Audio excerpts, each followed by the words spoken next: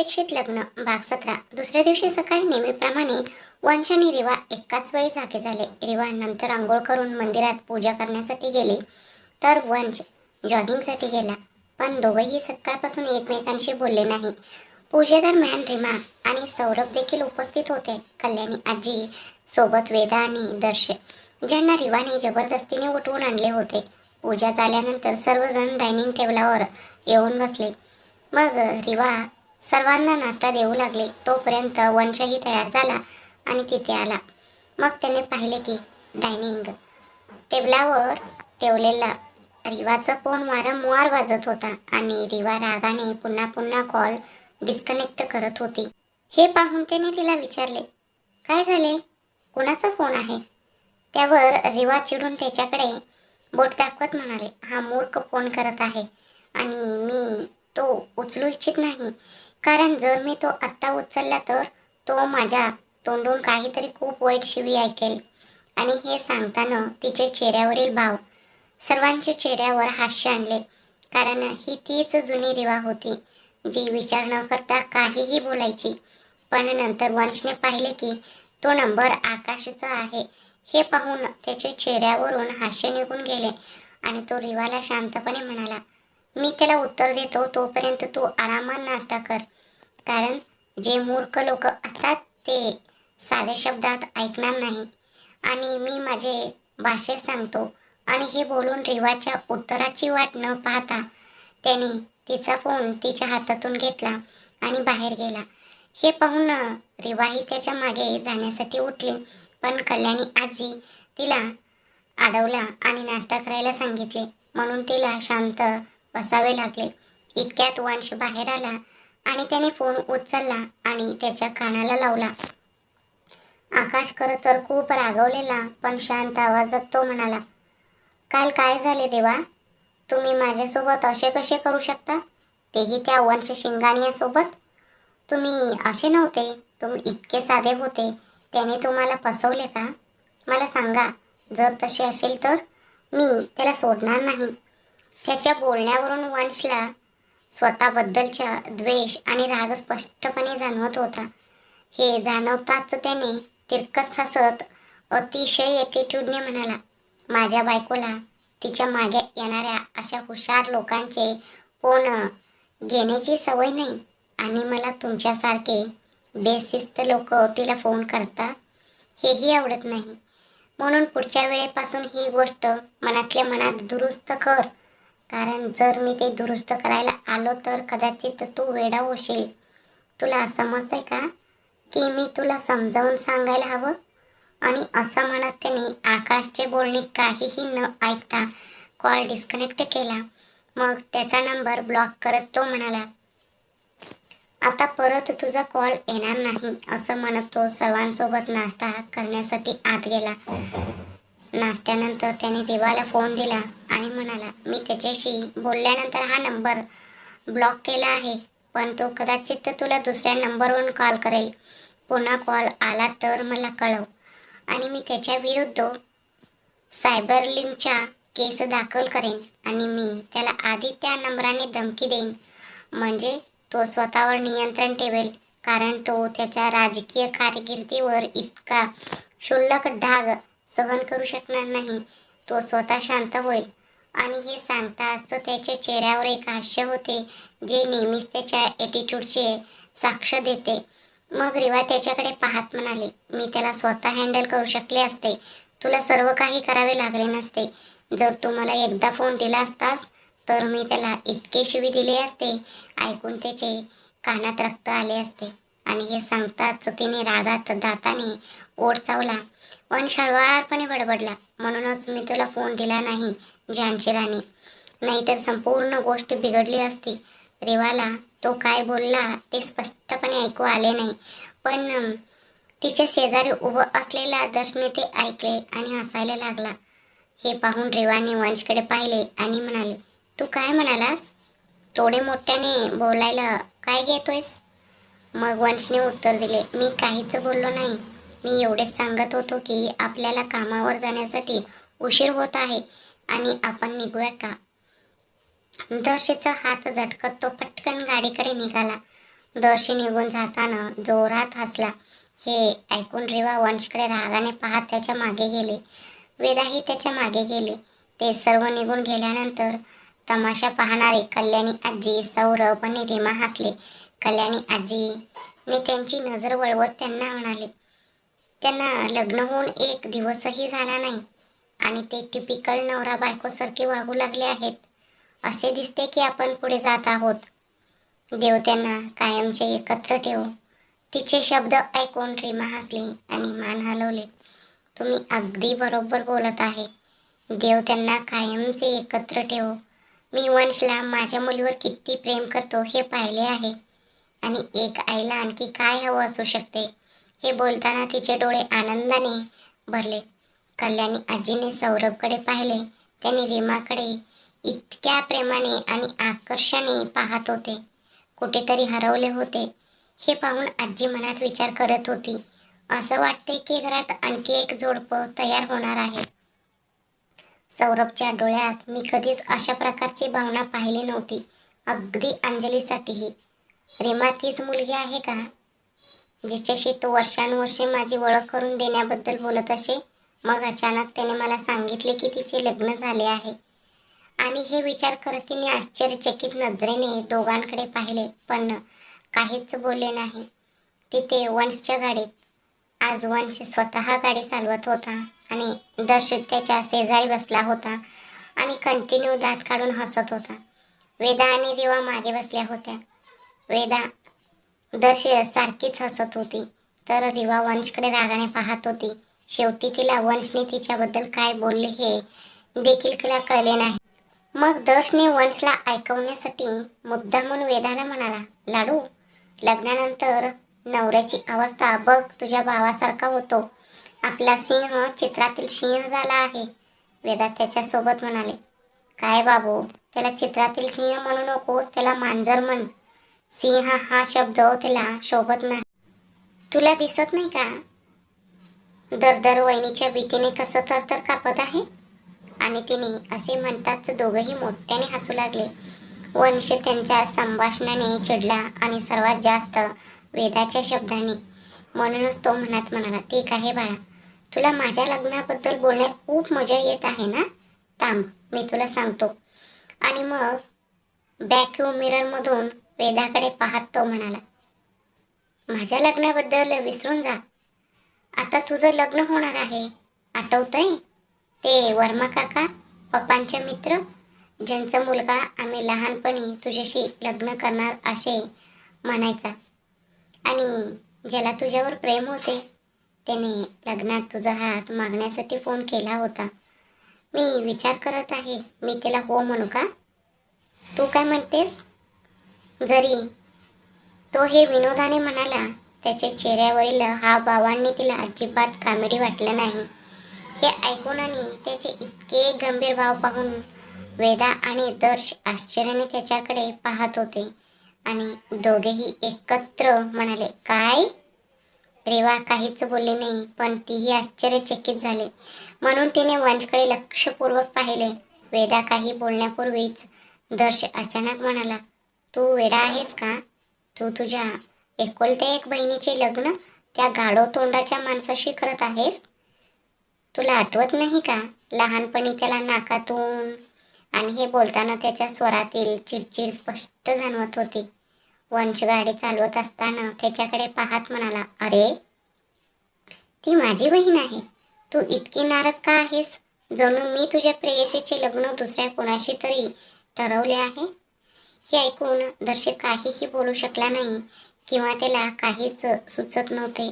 म्हणून थोडा अडकळत तो म्हणाला, अरे अरे ती माझी प्रेयसी नाही, पण मी तिला लहानपणापासून पाहत आलो आहे. ती कितीही मूर्ख असली तरी तो गाढव तिच्या लायकीचा नाही. जरा विचार करून बघ. त्याच्या मागे बसलेली वेदा मनात म्हणत होती, स्वतः माझा भाऊ एकतर्फी प्रेम करत आहे, जो स्वतःला वाचवण्याचा प्रयत्न करत आहे आणि माझी बोट बुडवण्यासाठी तयार आहे. आणि मग वंशकडे पाहत ती चिंताग्रस्त स्वरात म्हणाले, भाऊ खरंच त्याच्यासोबत?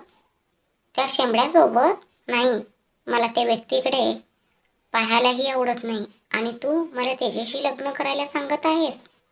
आणि हे म्हणत तिने तिचे नाक आणि तोंड मुरडले. तेवढ्यात रेवा म्हणाली, ती अगदी बरोबर बोलत आहे. जर तिला तो आवडत नसेल तर तू त्याच्याशी लग्न कसे करून देऊ शकतोस? प्रत्येक गोष्टीत असेच बोलत असतोस की लाडूची इच्छा, लाडूची इच्छा, आणि जेव्हा लग्नाचा प्रश्न येतो तेव्हा ते तसे चालत नाही.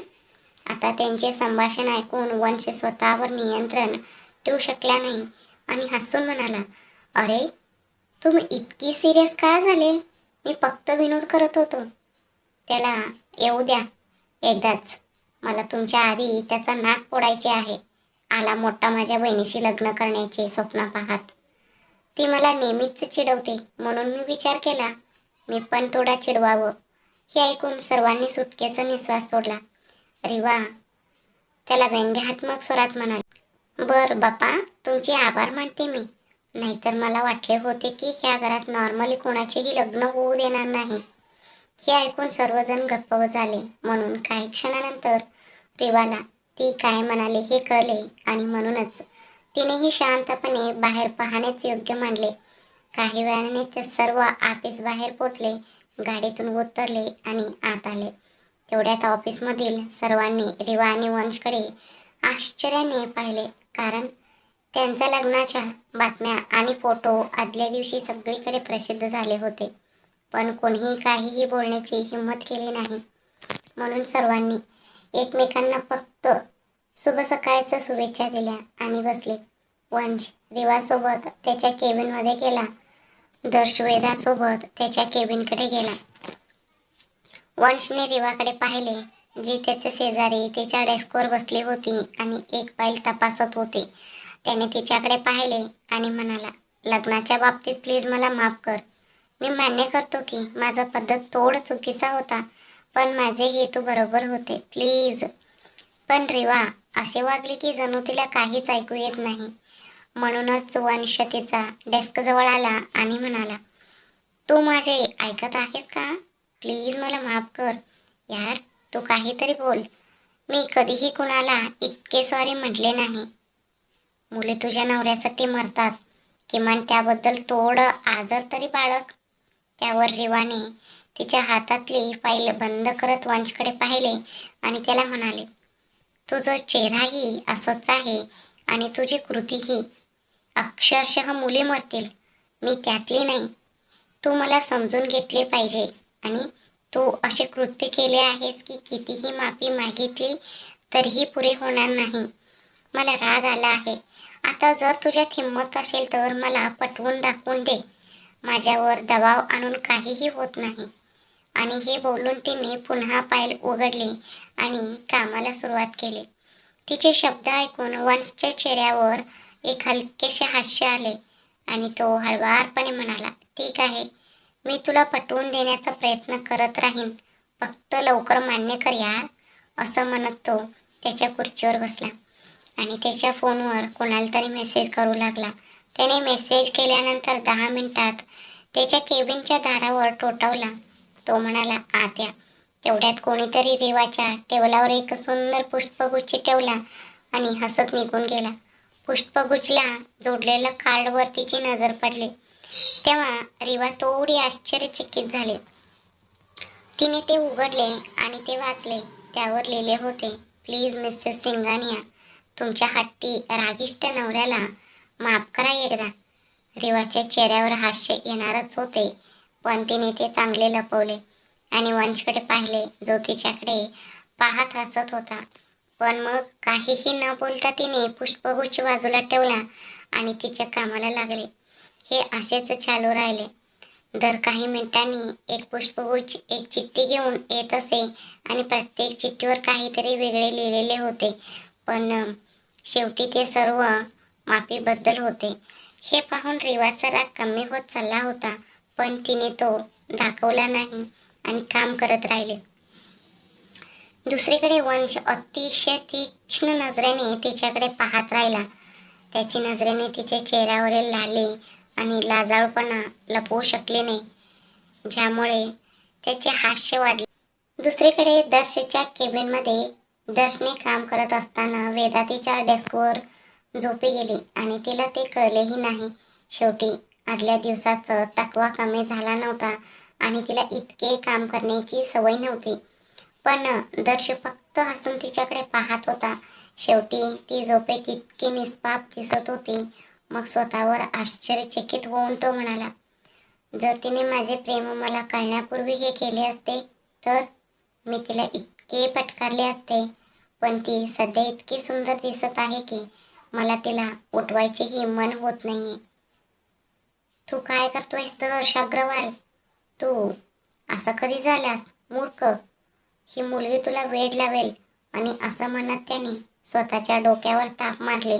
मग सकाळी गाडीत घडलेला प्रसंग त्याच्या मनात चमकला आणि तो मनात म्हणाला, वंश मस्करी करत होता का? पण खरंच कोणत्याही दिवशी तिच्यासाठी कुणाकडूनही प्रस्ताव येऊ शकतो आणि ती खूप लाजाळू आहे. तिने मला सांगितले नाही. ती वंशला काय सांगेल? आधी वंशशी जाऊन बोलणे चांगले होईल. नाहीतर कुणाला माहीत, कोणीतरी दुसरेच मॅडमांना घेऊन जाऊ शकते. आणि हे विचारात त्याने भाव खूपच गंभीर झाले. आणि वेदा माझ्यापासून दूर होईल ह्या भीतीने दर्श घाबरला आणि म्हणून विचार न करता किंवा विलंब न करता तो वंशच्या केबिनकडे निघाला. त्याच्या केबिनच्या बाहेर पोचताच त्याने दार ठोठावले. वंशने आतून हाक मारले, आत ये. हे ऐकून तो आत गेला आणि पुष्पगुच्छ यांचा एक मोठा ढीग दिसला. त्याने वंशकडे पाहिले आणि विचित्र स्वरात म्हणाला, कंपनीवर इतके वाईट काळ आला आहे का? यार, तुला फुलांचे दुकान उघडायचे आहे का? असं म्हणत तो स्वतःच्या मूर्ख शब्दांवर हसू लागला.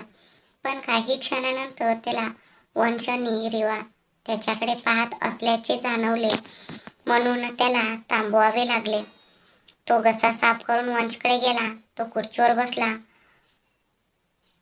टेबलावरच पाण्याचा ग्लास घेतला आणि एका श्वासात तो रिकाम केला आणि वंशकडे पाहिले. वंशला थोडे विचित्र वाटले, पण तो काहीही बोलला नाही. दरम्यान रेवा देखील दर्शचे विचित्र वर्तन लक्षात घेत होती. मग दर्शने एक दीर्घ श्वास घेतला आणि वंशकडे पाहिले आणि म्हणाला, हे बघ, मी आधीच खूप घाबरलो आहे. मला माहीत नाही की मी बोलू शकेन की नाही. म्हणूनच माझे शब्द पूर्णपणे ऐक आणि मगच जर पण किंवा पण काहीही बोल. हे सांगताना त्याने एक दीर्घ श्वास घेतला. ज्या दिवशी आजी हॉस्पिटलमध्ये होती आणि वेदा आमच्यासोबत आमच्या घरी आली होती, मी तिच्या आणि रिवामधील संभाषण ऐकले आणि मला कळले की ती माझ्यावर प्रेम करते. त्यानंतर मला खूप विचित्र वाटले. पण मग ज्या दिवशी तू उत्तर दिलेस की तूही तिच्या प्रेमात पडला आहेस, पण मला माहीत नाही केव्हा आणि कसे, त्या दिवसापासून तिच्याबद्दलच्या माझ्या भावना आणि दृष्टिकोन बदलला आहे. आणि आज सकाळी तू ज्या पद्धतीने विनोदाने तिच्या लग्नाबद्दल बोलत होतास, मला थोडी भीती वाटली. म्हणूनच मी तुला हे सांगायला आलो. मी तिच्यावर खूप प्रेम करतो आणि तिच्याशीच लग्न करणार आहे, जर तुला काही हरकत नसेल तर. कारण ती खूप घाबरली आहे. ती मला सांगू शकणार नाही आणि कुणाला माहीत आहे, तिची डोली दुसऱ्याच्या घरी जाईल आणि मला ते घडू द्यायचे नाही. म्हणूनच मी तिला सांगितले नाही की मी तिच्या प्रेमात पडलो आहे. मला तुमची सर्वांची संमती घ्यायची होती, तरच मी तिला सांगेन. असं म्हणत त्याने एक दीर्घ श्वास घेतला. वंश आणि रेवा आश्चर्याने त्याच्याकडे पाहत होते. तो काय म्हणाला होता ते समजून घेण्याचा प्रयत्न करत होते. मग वंशने रेवाकडे पाहिले आणि एक प्रश्न विचारला, दर्श जे म्हणत आहे ते खरे आहे का? लाडू याबद्दल तुझ्याशी काय बोलले आहे का? तर रिवानेही खरे सांगितले. हो, तिने मला सांगितले होते, पण तिला मी तुला किंवा इतर कुणालाही सांगू इच्छित नव्हते. कारण तिला तुझ्या मैत्रीत येऊ द्यायचे नव्हते किंवा तिला ह्या गोष्टीने तुला दुखवायचे नव्हते. आतून तिला भीती होती की जर तिने दर्शदादासमोर सांगितले तर तिला नकार मिळेल आणि ती जे मन दुखावेल. तिच्याकडून हे ऐकून वंशने एक दीर्घ श्वास घेतला आणि मनात म्हणाला, प्रेमाच्या नकाराच्या वेदनेची भीती. एक प्रेमी शिवाय दुसरे कोणीही ते समजू शकत नाही. म्हणूनच मी तिला द्वेष देऊ शकत नाही. मग दर्शकडे पाहून तो म्हणाला, हे बघ, तू माझा खूप चांगला मित्र आहेस आणि मी तुला खूप चांगले ओळखतो. म्हणूनच मी आत्मविश्वासाने सांगू शकतो की माझ्या बहिणीसाठी तुझ्यापेक्षा कोणीही चांगले असू शकत नाही. पण मी हे एकटा ठरवू शकत नाही. मला काही हरकत नाही. पण तुला एकदा आजीशी बोलून तिची परवानगी घ्यावी लागेल. त्यानंतर तू लाडूला सगळं सांगू शकतोस. हे ऐकून दर्श खूप आनंदी झाला आणि पटकन उभा राहिला. त्याच्याकडे गेला आणि त्याला मिठी मारली. हे ऐकून रेवालाही खूप आनंद झाला आणि ती मनात म्हणाली, अरे पप्पा, तुम्ही वेदाच्या आयुष्यातून ही मोठी प्रॉब्लेम दूर केली आहे. त्याबद्दल तुमचे खूप खूप आभार. आता तिचे आयुष्य आनंदाने भरून टाका. मग दर्शकडे पाहून ती म्हणाली, दादा, वंशला सांगण्याची प्रॉब्लेम तू सोडवली आहेस. पण आजीची काळजी करू नको. मी तिची काळजी घेईन. मला तिच्याशी कसे बोलायचे हे माहीत आहे. आता त्यांच्या मुलीला प्रपोज करण्याचा विचार कर. शेवटी ती इतकी वर्ष तुझी वाट पाहत आहे. तिला गोड लग्नाचा प्रस्ताव देण्याचा तयारी कर. हे ऐकून दर्श हसला आणि म्हणाला, नक्कीच. मी काय करायचे याचा विचार करेन आणि बाकीचे मी तुझ्यावर सोपवत आहे. तुझ्या भावाला निराश करू नको. मी आता जातो. ती उठायचं आधी, नाहीतर ती मला पुन्हा प्रश्न विचारेल. मग मी कुठे गेलो होतो, मी काय करत होतो. ती झोपली होती म्हणून मी तुमच्याशी बोलण्यासाठी इथे आलो होतो असं म्हणतो. क्षणाचाही वेळ न वाया घालवता तो वंशच्या केबिनमधून बाहेर पडला आणि त्याच्या स्वतःच्या केबिनकडे निघाला, जिथे वेदा अजूनही शांतपणे झोपली होती. जगाची जाणीव नव्हती हे पाहून दर्श हसल्याशिवाय राहू शकला नाही आणि तो त्याच्या कामावर परत गेला, जणू काही घडलेच नाही. काही वेळाने वेदाच्या पापण्या फडफडल्या आणि ती उठताच तिने डोळे चोळले आणि आळशी आवाजात म्हणाली, मी किती उशीर झोपले आहे. मी कधी झोपले होते. ज्यावर दर्शने रागाच्या स्वरात म्हणाला, मॅडम, 1 तासापेक्षा जास्त वेळ झाला आहे आणि यावेळी मी तुम्हाला जाऊ देत आहे, कारण काल आपण सर्वजण खूप उशिरा पार्टीत होतो. पण पुढच्या वेळी मी असे वर्तन सहन करणार नाही. तर आता तुमचे काम करा. हे ऐकून वेदा प्रथम वॉशरूममध्ये गेले. तिचा चेहरा धुवून फ्रेश होऊन नंतर थेट कामावर लागले, कारण तिला पटकार खाण्याची सवय नव्हता. दुसरीकडे संध्याकाळ झाली होती, पण पुष्पगुच्छ देण्याचे प्रोसेस थांबले नव्हते.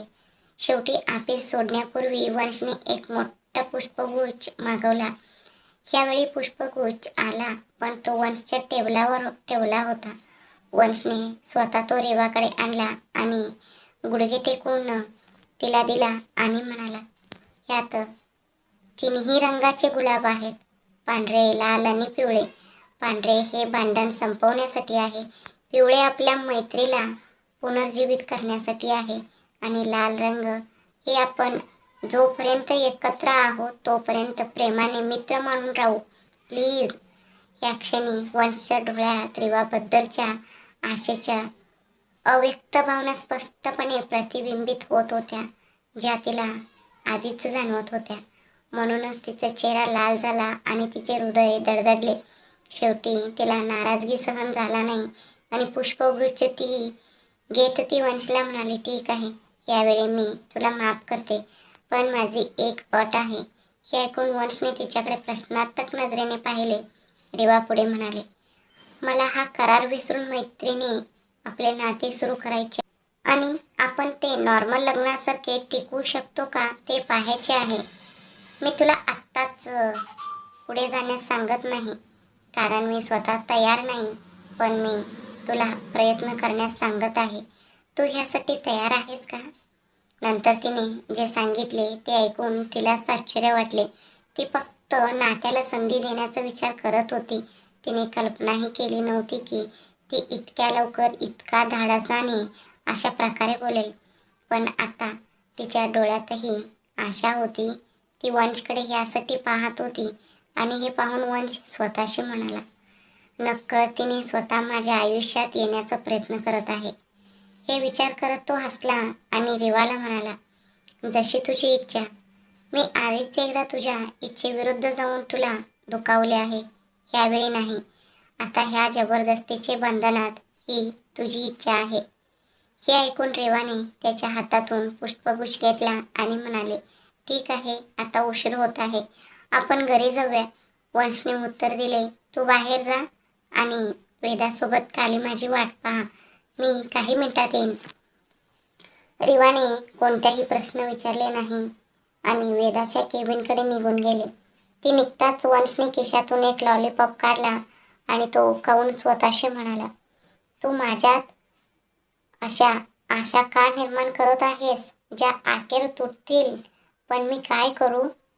मी न बोलता बोलता स्वतःच्या प्रेम झाकून ठेवायचा प्रयत्न करत होतो, पण कदाचित प्रेम लपवणे इतके सोपे नाही. तू ते स्वतः वाचले आहेस आणि कदाचित मला ते आता समजले आहे. म्हणूनच अशा ह्या जबरदस्तीचे बंधनात बांधल्या जात आहेस ज्यामध्ये तुझं प्रेम नाही. आणि हे विचार करत असतानाच त्याच्या डोळ्यातून एक अश्रू वगळला, जो त्याने अगदी व्यवस्थित पुसला आणि चेहऱ्यावर नेहमीचे हास्य घेऊन त्याच्या केबिनमधून बाहेर पडू लागला. तेवढ्यात त्याचा फोन वाजला आणि फोनवर नंबर पाहून त्याचा चेहरा पूर्णपणे बदलला. त्याने गंभीर स्वरात फोन उचलला आणि म्हणाला, हो, मला सांग, तुला त्या मुलीबद्दल काही कळले का? बघ अरविंद, तू हे कसे करशील हे मला माहीत नाही, पण तू माझा खूप चांगला मित्र आहेस आणि खूप सक्षम अधिकारी आहेस. मी माझ्या पॉवर कार्ड यूज करून तुला फक्त या केससाठी मुंबईला बदली केली. तर त्या मुलीला लवकरात लवकर शोध. हे तिच्यासाठी आणि आमच्यासाठी खूप महत्त्वाचे आहे. दुसऱ्या व्यक्तीने काहीतरी सांगितले आणि तो म्हणाला, ठीक आहे, जर तसे असेल तर आपण 1 महिना वाट पाहू. पण ह्या 1 महिन्यात मी रिवाभोवती कडक सुरक्षा ठेवणार आहे, कारण तो बदमाश अविश्वासू आहे, असे म्हणून त्याने फोन ठेवला. मग केबिन सोडत तो खाली रिवा आणि वेदाकडे आला. त्यानंतर तो त्यांच्यासोबत घरी निघाला आणि गाडीत असलेल्या रिवाकडे पाहून म्हणाला, हे बघ, आकाश सध्या चिडलेला आहे. म्हणून तुझ्या सुरक्षिततेसाठी तू कुठेही गेलीस तर प्लीज बॉडीगार्ड सोबत घेऊन जा. कारण मी नुकतेच अरविंदशी बोललो आणि तो म्हणाला, ती मुलगी शोधण्यासाठी आपल्याला 1 महिना वाट पाहावी लागेल आणि त्याला काही पुरावा सापडला आहे की ती जिवंत आहे. म्हणूनच मला वाटत नाही की ह्या 1 महिन्यात तू कोणत्याही धोक्यात येऊ नये. हे ऐकून रेवाने कोणत्याही वाद न घालता होकारार्थी मान हलवली. वंशला थोडेसे समाधान वाटले. मग ते घरी परतले आणि कल्याणी आजीसोबत जेवण केल्यानंतर ते त्यांच्या खोलीत परतले. पण दोघांनीही वेदाला दर्शेबद्दल काही सांगितले नाही. संपूर्ण आठवडा असंच गेला आणि या आठवड्यात रिवा आणि वंश यांच्यातील मैत्री पुन्हा जागृत झाली होती. पण वंशबद्दलच्या तिच्या भावनांमुळे रिवाच्या मनात संकोच पक्का झाला होता. ती इच्छा असूनही त्यावर मात करू शकली नाही आणि तिच्या भावनांबद्दल ती कोणत्याही निष्कर्षावर पोहोचू शकली नाही. मग रविवार आला. तो दिवस आला जेव्हा रिवा कल्याणी आजी आणि सौरभ यांना वेदा आणि दर्शबद्दल बोलण्याचा निर्धार करत होते. म्हणूनच तिने वंशला वेदाला कुठेतरी बाहेर घेऊन जाण्यास सांगितले आणि त्यांच्या पाठीमागे सौरभ, रीमा आणि दर्शला घरी बोलावले. तिथे पोचताच ते बसले. मग रीमा तिला विचारले, बाळा, मला वंश आणि वेदा दिसत नाहीत, ते दोघे कुठे आहेत? त्यावर रीवा म्हणाले, आई, ते दोघेही बाहेर गेले आहेत. मी त्यांना वेदाला बाहेर घेऊन जाण्यास सांगितले, जेणेकरून मी तुमच्याशी ह्याबद्दल सर्व बोलू शकेन. आता तुम्ही सर्वजण माझे लक्षपूर्वक ऐका. आणि असे म्हणत तिने सर्वांकडे पाहिले आणि दर्शकडे पाहिले. त्याने मान हलवले आणि तिला ते बोलण्याचा इशारा केला. म्हणून तिने एक दीर्घ श्वास घेतला आणि म्हणाले, बघा, खरं म्हणजे आपली वेदा लहानपणापासूनच दर्शदादावर प्रेम करते आणि तिने मला हे खूप पूर्वीच सांगितले होते आणि कोणालाही सांगू नको असे वचन घेतले होते. पण काही दिवसांपूर्वीच दर्शदादाने सांगितले होते की त्यालाही ते आवडू लागले आहे. म्हणून मला ह्या विषयावर तुमचे मत जाणून घ्यायचे आहे, जेणेकरून दर्शदादा पुढचे पाऊल उचलू शकेल. असे म्हणत तिने आलटून पलटून सर्वांकडे पाहिले. तिला लक्षात आले की कल्याणी आजी आणि रीमा आश्चर्यचकित झाले होते. पण सौरभ निश्चित भावशून्य बसले होते. हे पाहून तिने त्यांच्याकडे प्रश्नार्थक नजरेने पाहिले आणि म्हणाले, काका, तुम्हाला ह्यात काही अडचण आहे का, की तुम्हाला हे आधीच माहीत होते? कारण तुमच्या चेहऱ्यावर आश्चर्य किंवा दुःखाचे भाव नाहीत. तर ती थांबली आणि उत्तराच्या आशेने त्यांच्याकडे पाहत राहिले. सौरभने तिच्याकडे पाहिले आणि हसत म्हणाले, बाळा, मला काय अडचण येईल? ती माझी मुलगी आहे. तिला स्वतःच्या हाताने जेवू घातले तर माझ्या मुलीला घरी आणण्यात माझ्यापेक्षा जास्त आनंदी कोण असेल? आणि दुसरी गोष्ट म्हणजे मला माहीत होतं, त्याला कळलं त्याच दिवशी मला माहीत होतं. मग मी त्याला सल्ला दिला की जोपर्यंत तुला तिच्या भावना स्पष्ट होत नाही तोपर्यंत तिला याबद्दल सांगू नको किंवा तिच्याशी बोलू नको. कारण त्यानंतर ती कधीही त्याच्या डोळ्यात पाहू शकणार नाही आणि त्याहूनही वर तिला अशी आशा असेल की आता त्याला तिच्याबद्दल माहीत आहे. कदाचित कधीतरी तिला स्वीकारेल. आणि जर त्याने त्यानंतरही तिला स्वीकारले नाही किंवा तो प्रेमात पडला नाही तर तिचे मन खूप तुटेल. तोही हरवलेला आवाजात म्हणाला, जणू काही स्वतःचे दुःख व्यक्त करत आहे. तेव्हाच तो शुद्धीवर आला, जेव्हा रेवाचा आवाज आला. ही खूप चांगली बातमी आहे. म्हणजे तुम्हाला काही अडचण नाही. तर आता आजी असं म्हणत असताना त्यांची सर्वांची नजर कल्याणी आजीकडे गेली, जी त्यांच्याकडे पाहत होती. मग रेवाने तिला नम्रपणे विचारले, तर आजी, मला सांगा, तुम्हाला ह्याबद्दल काय वाटते? हे ऐकून कल्याणी आजीने तिच्याकडे आणि नंतर दर्शकडे पाहिले, जो घाबरून त्यांच्याकडे पाहत होता. मग ती त्याला म्हणाले, हे बघ, जर ते दोघेही सहमत असतील तर मला काहीच हरकत नाही. शेवटी त्यांना त्यांचे आयुष्य एकत्र घालवायचे आहे. आणि वेदा तिच्या स्वतःच्या घरी जात असेल तर ह्यापेक्षा माझ्यासाठी काय चांगले असू शकते? कारण सौरभने नेहमीच तिला स्वतःच्या मुलीसारखे प्रेम केले आहे. किंवा मी म्हणते की त्याच्या स्वतःच्या मुलीपेक्षाही जास्त. असे म्हणत ती हसली आणि सौरभकडे पाहिलं. सौरभ हसले. मग दर्शकडे पाहून ती म्हणाली, आणि हा मूर्ख तिच्याशी कितीही भांडत असला तरी पण मला माहीत आहे की तो नातेसंबंधाच्या बाबतीत किती प्रामाणिक आहे. जेव्हा तो इतक्या तीव्रतेने त्याची मैत्री टिकवू शकतो तो त्यासाठी त्याची कंपनी सोडला आहे. मग तो वेदाला खूप प्रेम करेल आणि तिला कायमची आनंदी ठेवेल. म्हणूनच मी खूप ती हे बोलताच दर्श त्याच्या जागेवरून उठला आणि तिच्याकडे आला. गुडघे टेकून तिच्या डोळ्यात पाहत तो प्रेमाने म्हणाला, आजी, मी वचन देतो, मी लाडूला कधीही त्रास देणार नाही. आणि जर तिच्या डोळ्यात अश्रू असतील तर ते आनंदाचे असतील, दुःखाचे नाहीत. मी खात्री देऊ शकत नाही की दुसरे कोणीही तिला दुःख देणार नाही, कारण नशिबावर विश्वास नाही. पण हो, तिची अश्रू पुसणारा मी पहिली व्यक्ती असेन. मी तुम्हाला हे नक्कीच वचन देऊ शकतो.